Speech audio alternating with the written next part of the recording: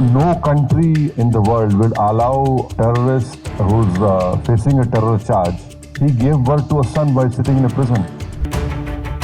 संस्कृत का श्लोक है कि सर्वनाशे समुत्पन्ने अर्ध्य त्यजति पांडुता।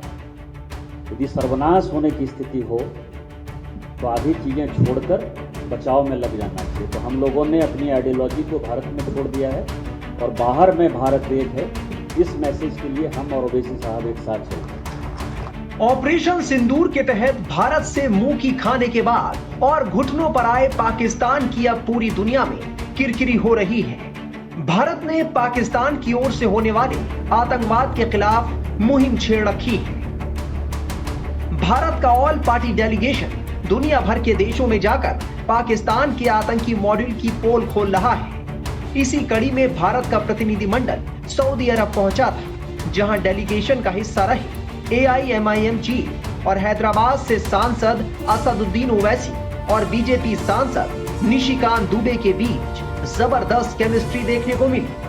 ऐसी जुगलबंदी शायद इससे पहले नहीं देखी गई। दोनों ने मिलकर पाकिस्तान की जमकर क्लास लगाई। निशिकांत दुबे ने कहा कि पार्टी अलग अलग हो सकती है, लेकिन जब देश की बात आती है तो हम साथ होते हैं। पार्लियामेंट में यदि कोई दो आदमी बहुत लड़ता हुआ नजर आता है तो वो ओवैसी साहब और मैं।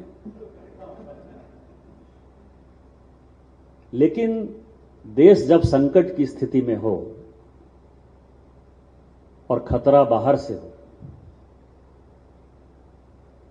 तो एक संस्कृत का श्लोक है कि सर्वनाशे समुत्पन्ने अर्ध्य त्यजति पांडिता। यदि सर्वनाश होने की स्थिति हो तो आधी चीजें छोड़कर बचाव में लग जाना चाहिए। तो हम लोगों ने अपनी आइडियोलॉजी को भारत में छोड़ दिया है और बाहर में भारत एक है। इस मैसेज के लिए हम और ओवैसी साहब एक साथ चल रहे हैं।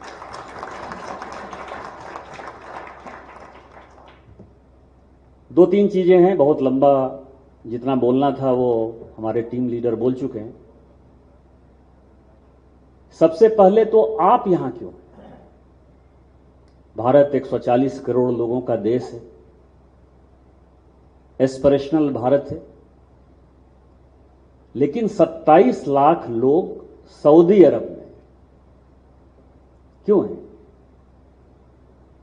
शायद वहां भारत में आज से 10 साल पहले 15 साल पहले संभावनाएं नहीं थी, क्योंकि मैं कल से लेके परसों से लेके जब भी लोगों से मिला हूं, खासकर गल्फ में, तो कोई जैसे डॉक्टर साहब बता रहे थे कि वो 40-50 साल पहले आए, कोई 30 साल पहले आए, कोई 25 साल पहले आए।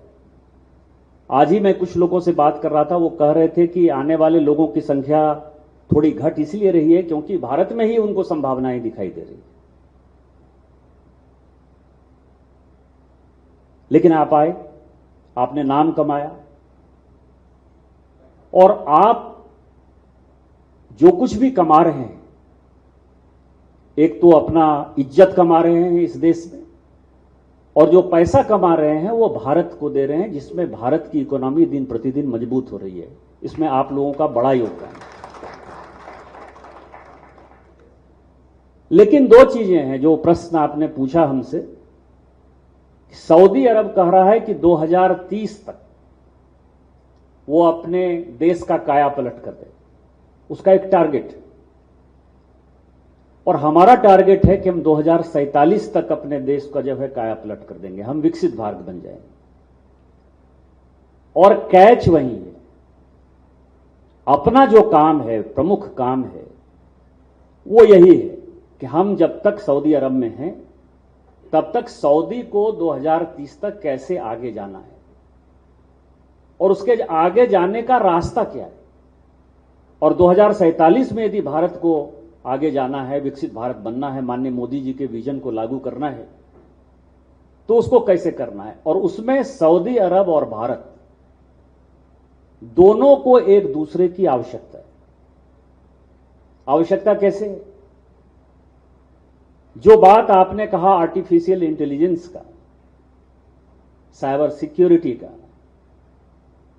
सुपर कंप्यूटर का, क्वांटम कंप्यूटर का, ये सब में हम मास्टर हैं।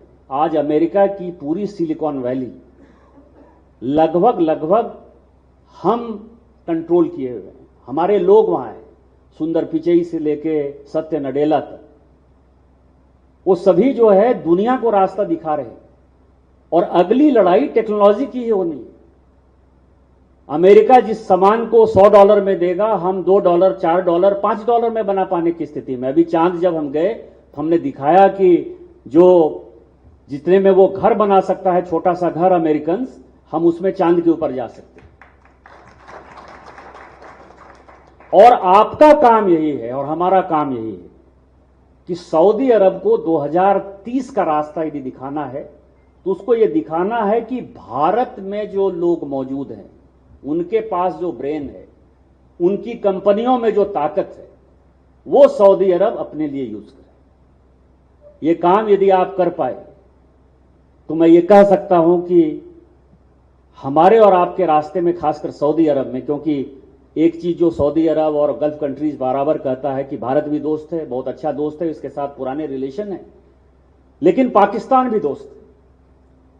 तो संधू साहब ने जो कहा, या जो एक वक्ता कह रहे थे कि हम बहुत ऊंचे हैं, बहुत हाइट है और पाकिस्तान कुछ नहीं है, पाकिस्तान सचमुच कुछ नहीं होगा यदि हमारा और सऊदी अरब का उस तरह का रिलेशन आप बना पाने में कामयाब हो जाए। सऊदी दौरे के दौरान ओवैसी ने भी पाकिस्तान की जमकर धज्जियां उड़ाई। ओवैसी लगातार दुनिया के सामने पाकिस्तान को एक्सपोज कर रहे हैं। सबसे पहली बात यह है कि किंगडम ऑफ सऊदी अरेबिया में 27 लाख लोग भारत के यहाँ पर रहते हैं, काम करते हैं, और जो हमारा जो फॉरेन एक्सचेंज हर भारत का नागरिक भी जाता है देश को, उसका एक बहुत बड़ा हिस्सा किंगडम ऑफ सऊदी अरेबिया से जाता है।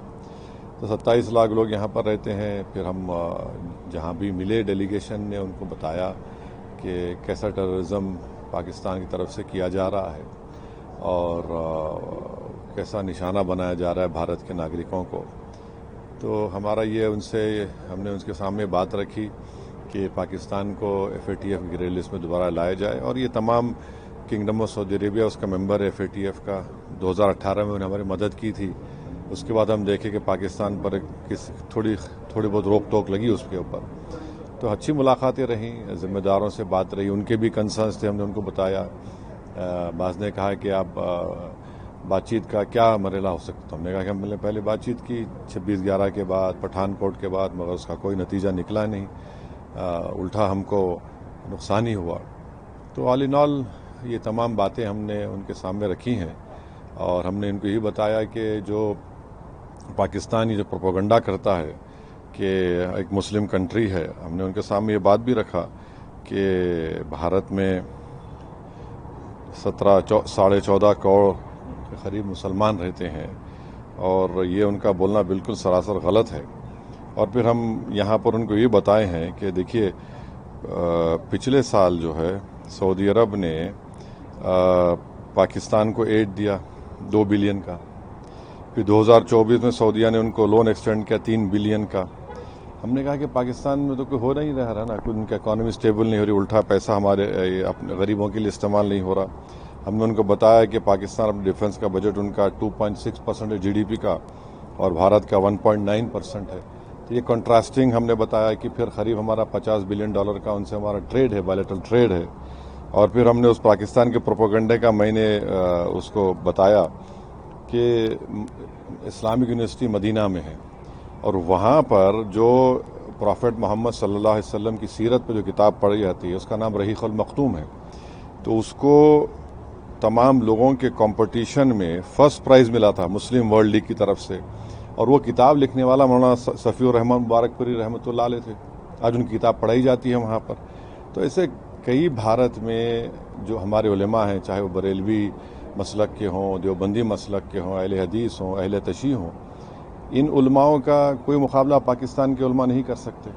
और इन्होंने भारत में तौहीद का पैगाम भी दिया, दे रहे हैं और देते रहेंगे। इश्क़ नबवी सल्लल्लाहु अलैहि वसल्लम की तालीमात से हमको बता रहे हैं, आश्कार कर रहे हैं, और साथ ही साथ हुब्बुल वतनी भी इन मदद से कहा जाता है। तो ये फ़र्क हमने बताया कि भारत में किस तरह से काम किया जा रहा है, मुसलमानों के उलमा जो काम कर रहे हैं, और पाकिस्तान के प्रोपेगेंडा झूठ है कि, और उन्होंने जिस तरह से हरकत की पहलगाम में, हमने बताया कि हाँ हमारे देश में भी है प्रॉब्लम्स, दुनिया छोटी है, इन्फॉर्मेशन जाती है, मगर हमारे पास हम लोग उसको ओवरकम करने की कोशिश कर रहे हैं। तो ऑल ये हमारा रहा सऊदी अरब के किंगडम ऑफ सऊदी अरेबिया में। वहीं भारत का एक और प्रतिनिधिमंडल दुनिया की सबसे बड़ी आबादी वाले मुस्लिम देश इंडोनेशिया भी पहुंचा।